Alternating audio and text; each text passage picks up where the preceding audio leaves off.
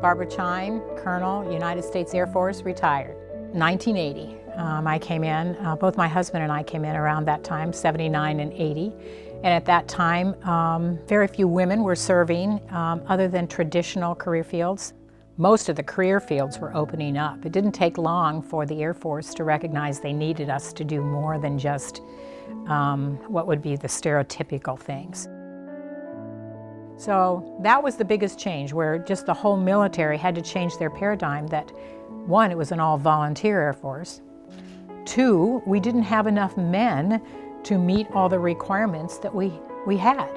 And so when you have volunteers, both men and women, to meet the requirements, why wouldn't you use that resource? And the only reason you wouldn't is if the woman couldn't meet the standard. There were very few things that I saw where the doors were closed. I think the hardest thing was where the men had not supervised women. And so I had some burly old master sergeants, and I love them to this day, who really kind of scuffed me around. They were very hard on me because they wanted me to do well. And I knew that, but they didn't cut me any slack. As hard as they were on me, I was glad they were. And sometimes they would literally tell you, you looked ugly, and you'd kind of go, I look ugly, and that's just their way of, the uniform's just not perfect today. It's just getting used to working with men, and men getting used to having women in there. And we had to share the same latrines. And there were often urinals, and you'd go, that's the only thing in there for me to use?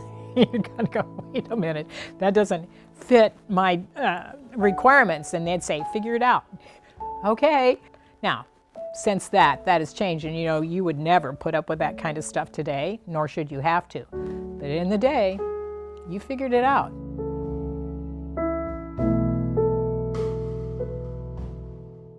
Other women have gone before you so that you don't have to put up with that.